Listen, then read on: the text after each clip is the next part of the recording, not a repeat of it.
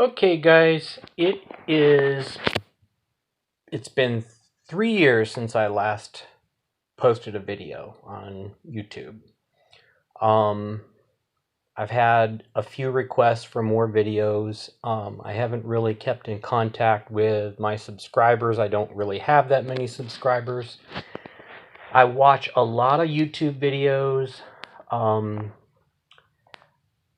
this video and all my other videos are just pretty raw. They are not going to have a lot of um, fluff. It's just going to be me talking. I don't know how to edit videos. I don't have any equipment. I just have my phone and me. So I've watched a great deal of YouTube videos, and I noticed that there's a lot of videos about coming out. So I thought that it would be appropriate for me to do a coming out video. So I'm 53 years old. I was born November 4th, 1966. I was born in a Roman Catholic Italian family. Um, my mom converted to Catholicism for my father when she married him. She was raised in the Reorganized Church of Jesus Christ of Latter-day Saints, which is a branch of the Mormon religion. My mother used to read the Bible late at night after everyone went to bed, and she used to tell me the reason why she did that was because my father would make fun of her for reading the Bible. She also used to watch a very popular show back then.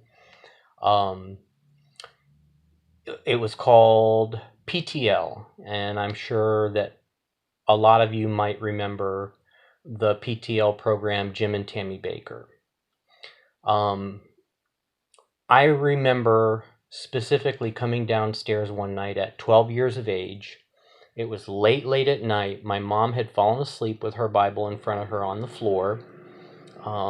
She had it open, had been reading it, and she had the PTL club on. And I remember Tammy Faye Baker um, singing a song and then making an appeal to young people. And it was a very impassioned appeal for young people to come to Christ. And she said a lot of things in her appeal that really tugged at my heart. So I prayed and I invited Jesus Christ to come into my heart to be my Lord and Savior at 12 years of age. Nothing really changed for me. I grew up, as I said, in a Roman Catholic Italian family. My father was a nominal Catholic for most of his adult life. That changed as he got older. He started attending on a more regular basis. But when we were children, and I'm the second oldest of 11 kids, I'm the firstborn male of the family. But when we were children, my parents used to send us to church. And I can remember going without them for the most part on Sundays to the Catholic church that was right around the corner from where we live. My grandmother, however, my father's mother, was a staunch Roman Catholic, and I was very close to her growing up. She was an educator. She taught grade school, the fifth grade, until she was 72 years old, and she retired from teaching. But my grandmother used to take me to church with her in the mornings before school.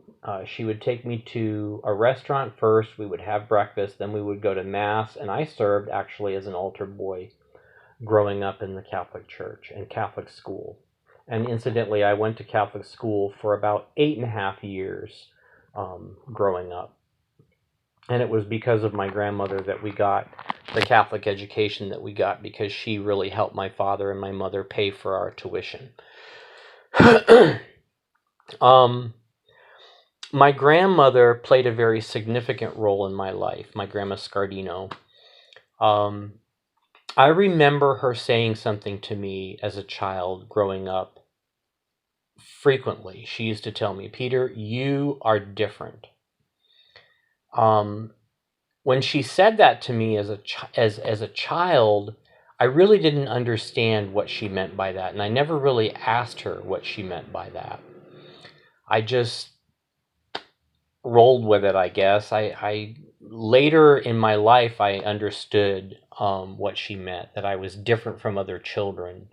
I didn't involve myself in sports. I didn't like football. I didn't like basketball. I didn't like baseball. I didn't do any of that. But growing up in the Catholic school that I grew up in, the school was very much involved in the arts, and they contracted with a dance company back in the 70s.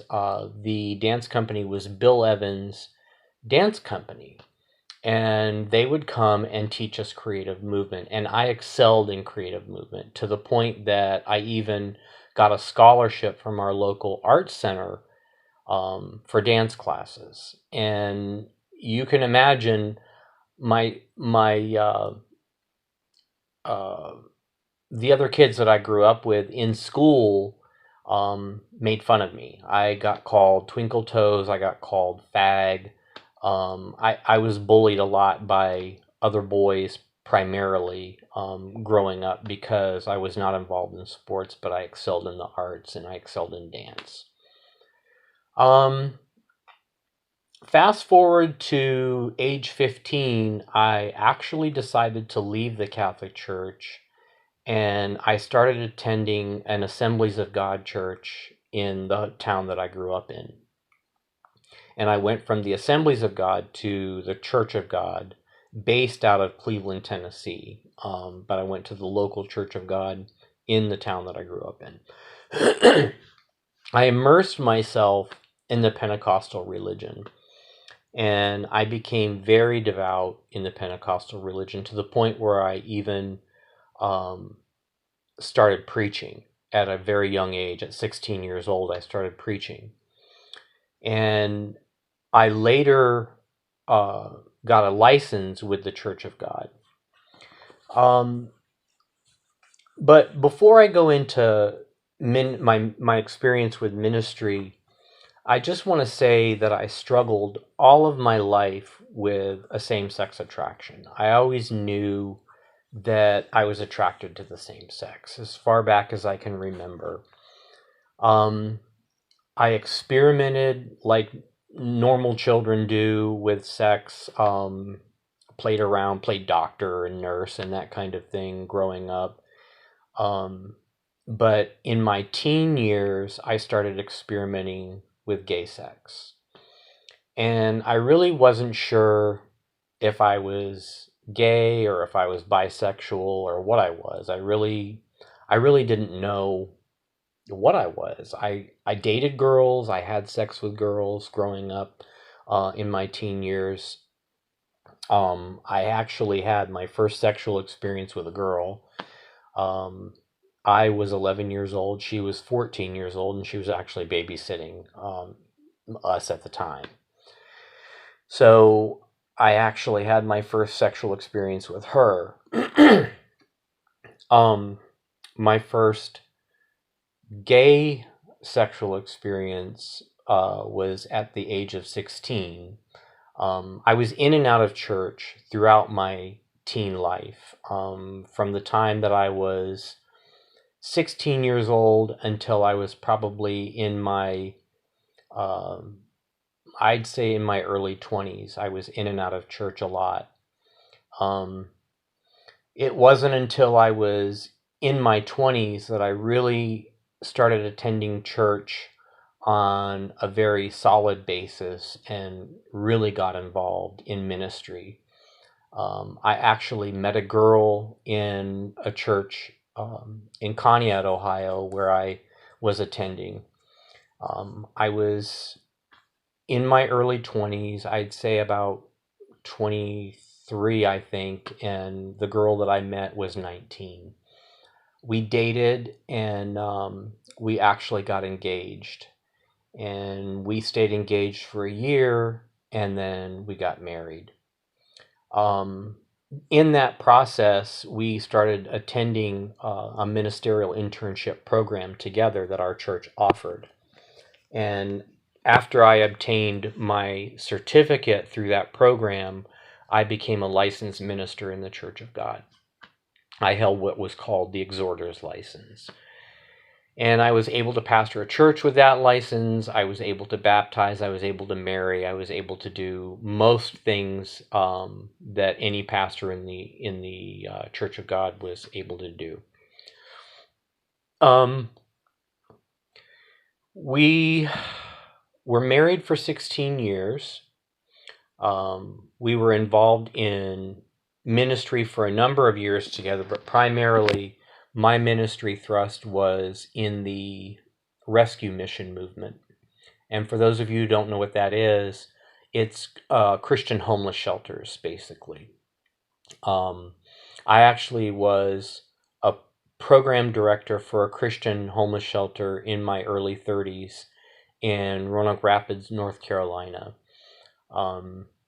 To make a very long story short, I became the executive director of that mission. We had moved to North Carolina for my wife to take a teaching job, and I actually started as a volunteer at that rescue mission and worked my way up to executive director. And we were there for a number of years, and actually started seeking a position as executive director for a rescue mission in Santa Maria, California, and actually went there to start a rescue mission, and did that and was there for about a year. And before we moved from North Carolina to California, my first child, my daughter, was born in North Carolina. And we moved to California and started that rescue mission, and then my son was born. And after my son was born, we were there for about a year in Santa Maria, California. I contacted one of my best friends who was in management at the Raleigh Rescue Mission in Raleigh, North Carolina. We wanted to move back to North Carolina. So I contacted him, and he offered me a job. So I took the job, and we moved back to North Carolina. In the meantime, in California, my son was born, if I didn't already say that. And we had 2 kids. Those are the only 2 that we had. So we moved to North Carolina, and I started working at the Raleigh Rescue Mission. It was in Raleigh that my sexual urges began to become very strong for the same sex. I went through a lot of self-loathing, a lot of self-hatred, a lot of depression, a lot of anger, a lot of problems in my marriage because of it. Prior to even getting married, I was in therapy with a Christian counselor, and she suggested that I tell my then fiance that I had a past in gay sex.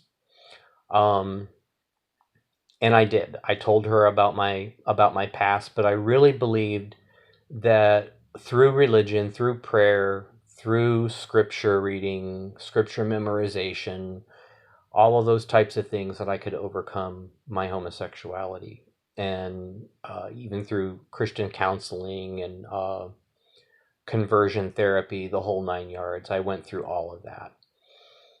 Christian 12-step groups for people that wanted to get out of the gay lifestyle and so forth. I was involved in an Exodus International 12-step group in Raleigh, North Carolina. I was there for probably about a year, and to make a very long story short, I just came to the conclusion that this was never going to change, that my sexuality was there to stay, that I was going to be gay for the rest of my life. And I told my wife that I wanted to get divorced. I'm skipping a lot of details. I went through a great deal of I took a lot of measures to try to change my sexuality. I can remember ministers praying demons out of me. I went through that a number of times. My wife even suggested that I leave the state and go to this program in another state for a year, give up my job, give up seeing my children and having any contact with my family for one solid year, to go to one of these conversion camps in another state. And absolutely, that was not even an option. And she suggested that when I told her that I wanted to get divorced. So after I told her I wanted to get divorced, I probably stayed in the house that we were living in for probably about a month. I started sleeping on the couch. And I actually was terminated from my ministry job because I came out. I had gone to my friend who hired me and told him that I was gay. He went to his boss and they talked, and then he came back to me and told me that, basically gave me an ultimatum to get help or to leave. So I decided to leave, and I went and I packed up my stuff from my office and I left that position. Unfortunately, Christian organizations are within their legal rights to terminate people who do not adhere to their statement of faith. So I left there and I started seeking employment elsewhere. I actually got a job selling cars at a local dealership in Raleigh, North Carolina. And about a month after I came out to my, not came out to my wife, I had told her that I had a same-sex attraction, but was obviously trying to overcome that. But when I told her that I was going to just embrace my sexuality and that I wanted out of the marriage, I started looking for a place to live. And I had gone online, was using several different websites. Gay.com, I think, was one of them. I actually met somebody who was in a similar situation, who had been married, had children, I think was divorced at the time that I met him online. And he was younger than I was, not by a whole lot, but he was a little younger than me. I was 38 at the time when I came out. And we started making plans to rent an apartment together and move in together, and that's what we did. So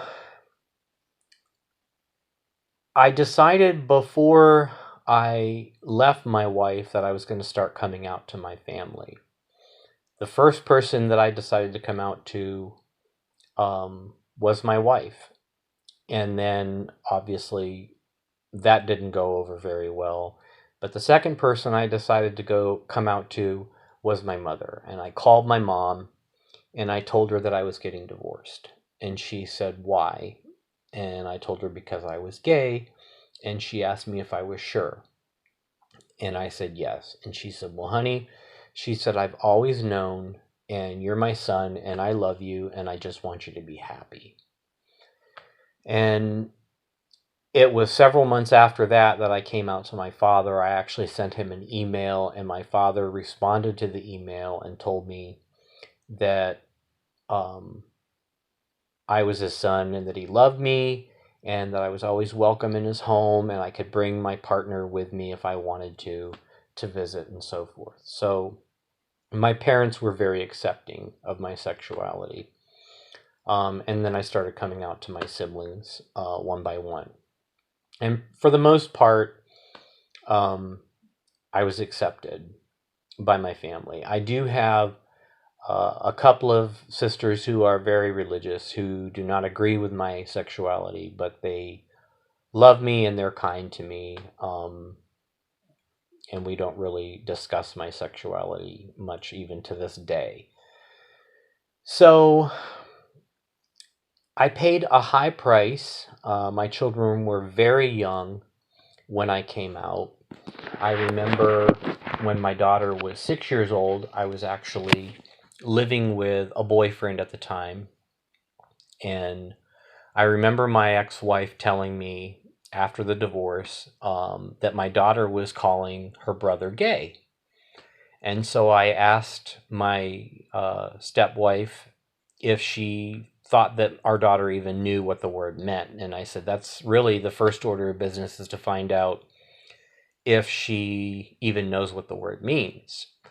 So it was my weekend coming up to have the kids. And so they came over to me and my boyfriend's house. And I sat my daughter down and I said, Daddy has something to talk to you about. And I said, Mommy tells me that you're calling Joey gay. And my daughter's name is Hannah. And I said, you're not in any trouble. I said, I just want to know if you know what the word means. And she said, it's when two guys or two girls like each other. And I said, that's right. And I said, Daddy has something to tell you. And she said, what's that? And I said, Daddy's gay. And she stopped for a second and she looked up. She kind of mulled that over in her mind. She said, you are? And I said, yes. And she got silent for a little while and she said, I'm okay with it. And so that's how I came out to my daughter. She was 6 years old.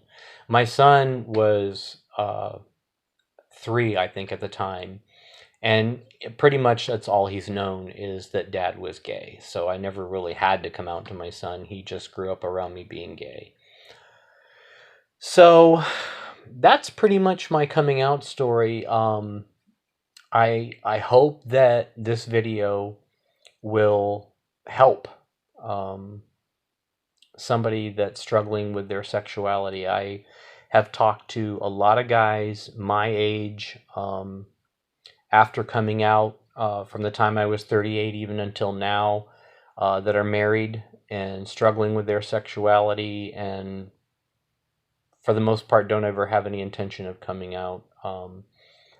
And that's tragic, I think. I don't personally, for myself, I didn't feel like it was fair to stay in the marriage and have these feelings and these urges.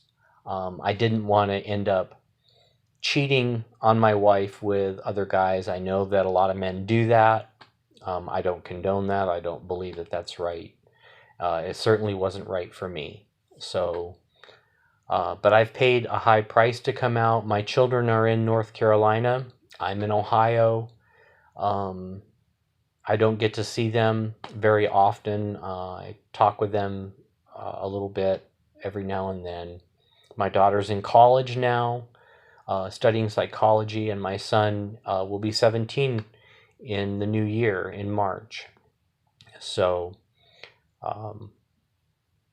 the last few videos that I did about 4 videos, was about my divorce. Mostly, I think 3 of them were about my divorce from my husband. I was actually married to a guy for about 3.5 years. And a lot of guys have asked me questions about how I'm doing since I made those videos, and I'm doing fine. I work. I'm a caregiver for developmentally disabled adults in my hometown. I live in the house that I grew up in with a sister of mine. Basically, my job, I work 40 hours a week. I pay bills. I spend a lot of time with family. My father is in a nursing home. My mother is in the hospital right now. My parents are in their late 70s. So when my mom's not in the hospital, I spend a lot of time at her house taking care of her before I go to work.